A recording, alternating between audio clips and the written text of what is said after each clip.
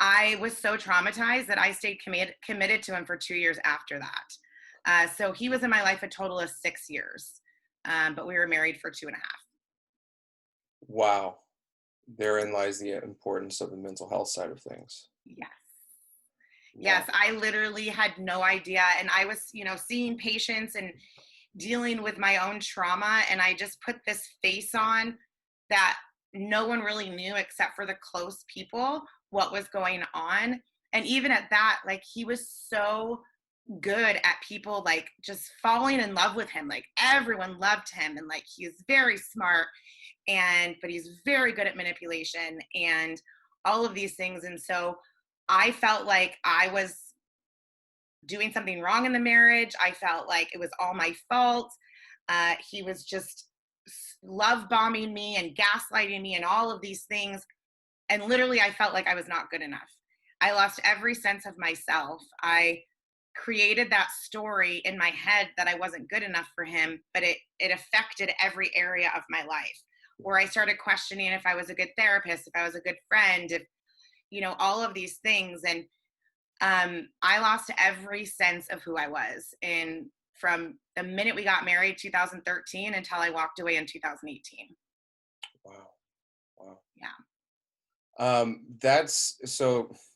I've actually seen a friend that I have on Facebook. They recently started posting about a narcissistic relationship that they were in, and the mental abuse that goes along with it.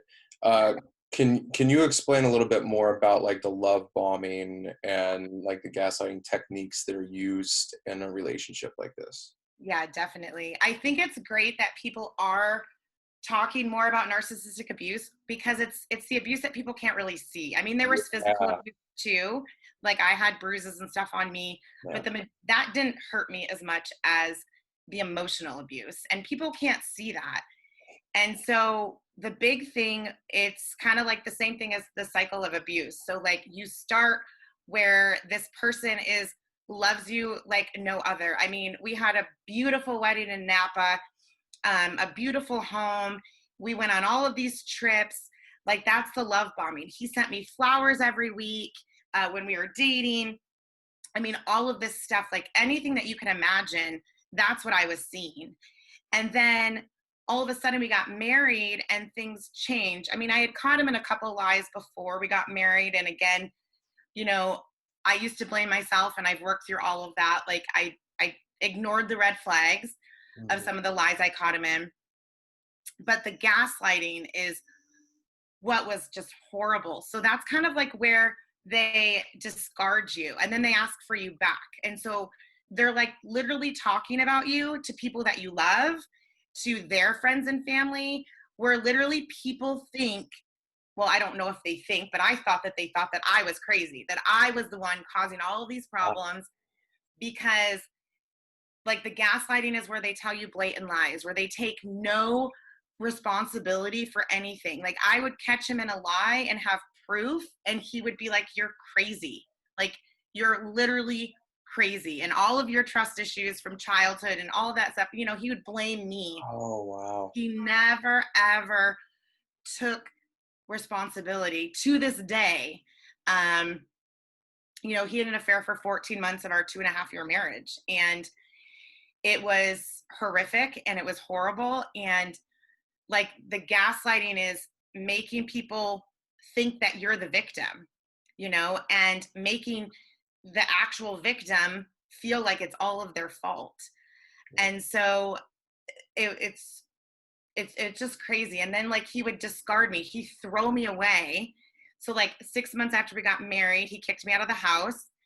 And then he was having an affair, and then realized, well, I have a really good thing with my wife, so I'll ask for her back. And of course, I moved back in, and that's kind of like the love bombing again, right?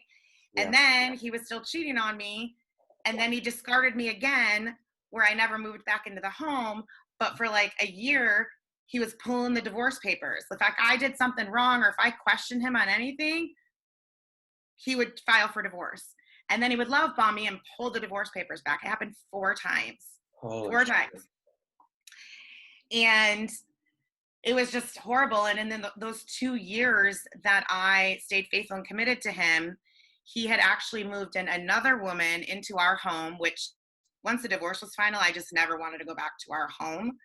But he had moved in another woman a month before our divorce was final, bought her a brand new car, and she had been living in our home for those 2 years that I was still with him. So he was with both of us, and I didn't even know she existed. I walked away with absolutely nothing, had to file for bankruptcy, all of this stuff. And so that cycle of abuse just continued and continued and continued until I finally said enough is enough. And I just walked away. I Oh, mean, there was obviously some drama with that walking away, but that's yeah. what happened. Yeah. Um, was it like just an accumulation over time that you got to the realization of like what was going on, or was there a specific event that you were just Oh, like, there was a specific holy shit? incident. Yeah, there was a specific incident. So, like I said, he was with this girl and they had a life, like 2 years. Like I didn't even know she existed. She knew Yeah. I existed as the ex-wife, but like she didn't know that he was still talking to me either. Wow. And so he came down. I moved from Northern California down to San Diego, thinking that that's what I needed to get away from him. And it just got worse. And so he was actually down here in February of 2018. And I remember praying, I'm a Christian, and I remember praying, I'm like, okay, Lord, because something didn't feel right. And I was like, okay, if this is not meant to be, like if I'm not supposed to be with him, this is the first time in like 6 years I've ever prayed this. I'm like, you need to show me. I said, because the affair and the divorce wasn't enough for me to walk away. And I kid you not, it was like I got struck with freaking lightning or something, because 24 hours later, we're sitting in my house and I find out because he's texting someone, and he always would use the excuse that it was his son, and it never was. And I became such a good detective for those 6 years that I found out who this girl was. And by the grace of God, her Instagram was not private.